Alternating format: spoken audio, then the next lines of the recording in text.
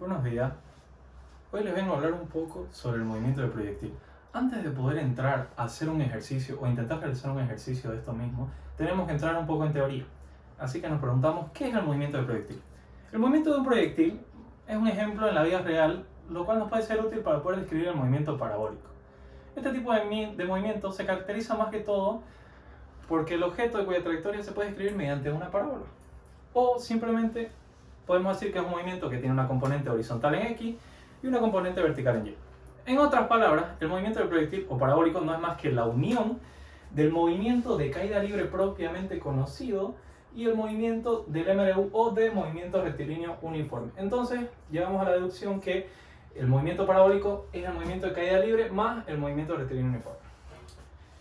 Para lo cual tenemos las fórmulas ya anotadas en la pizarra de caída libre. ¿Qué tenemos? Que la velocidad final en Y es igual a la velocidad inicial en Y más menos la gravedad por el tiempo. ¿Qué tenemos? Que la velocidad final en Y al cuadrado es igual a la velocidad inicial en Y al cuadrado más menos 2 veces la gravedad por nuestra altura o Y, que viene a ser lo mismo. Y es igual a la altura. ¿Qué tenemos? Que Y o la altura es igual a la velocidad inicial por el tiempo más menos un medio de la gravedad por el tiempo al cuadrado. Y como último tenemos que Y o la altura es igual a la velocidad inicial en Y más la velocidad final en Y dividida entre 2 por el tiempo. Ahora, conociendo estas fórmulas y conociendo la fórmula base del MRU, que es velocidad igual a distancia sobre tiempo, de la cual podemos deducir las otras dos, vamos a intentar resolver un ejercicio. Ahora nos dice el ejercicio: una osada nadadora de un peso de 610 newton se lanza desde un risco con un impulso horizontal. Aquí vamos a tratar de hacer un diagrama para ver cómo se lanza. Acá tenemos el risco, el cual tiene una altura, va a tener una altura, pongámosle unos 10 metros. Tiene una altura de 10 metros. Acá está nuestra nadadora.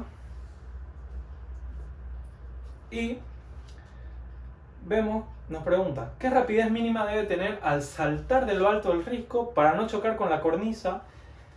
La cornisa entonces la tenemos acá, que debe tener una base de 1,60 metros. Con esto ya tenemos para poder resolver este ejercicio. Sabemos que debemos encontrar la velocidad en X, en la componente X, para saber qué impulso debe tener la nadadora para no chocar con dicho risco. Entonces empecemos con el ejercicio. Con los datos que ya tenemos, vamos a ocupar la fórmula 3 para poder despejar el tiempo. Entonces tenemos que Y va a ser igual a la velocidad sub 0 en Y por el tiempo.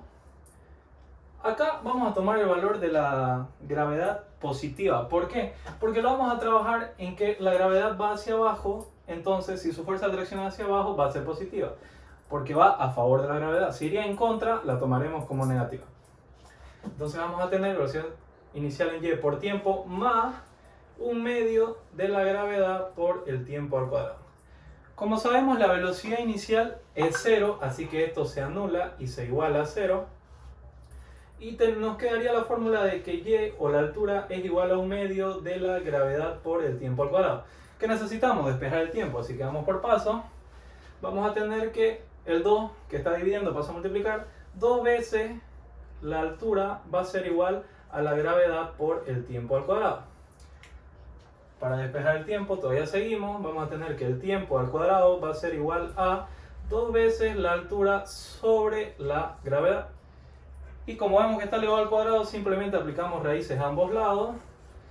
El cuadrado con la raíz se va y nos queda que el tiempo va a ser igual a raíz de 2 veces la altura sobre la gravedad. Entonces solo nos queda reemplazar los valores que ya tenemos, ¿no? Así que vamos a tener que el tiempo va a ser igual a la raíz de 2 veces nuestra altura, que es 10 metros, sobre el valor de la gravedad, que ya lo conocemos, es una constante 9,81 metros sobre segundo al cuadrado. Ahora, sacando ese valor, vamos a tener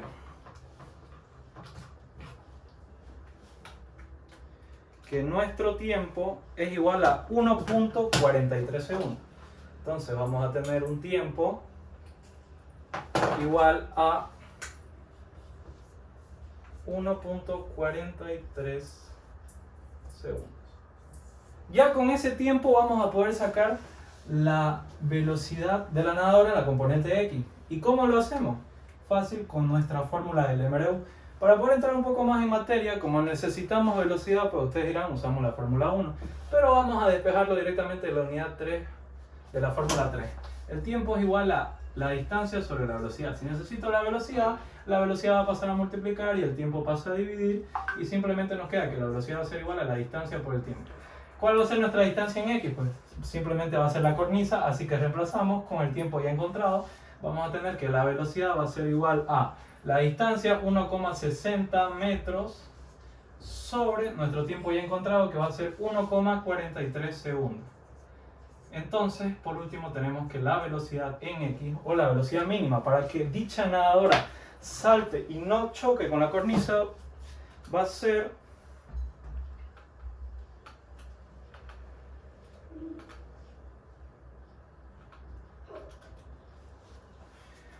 1.12 metros sobre segundo.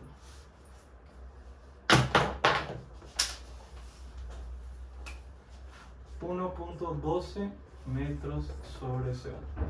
Y con eso ya tenemos el ejercicio resuelto. Gracias.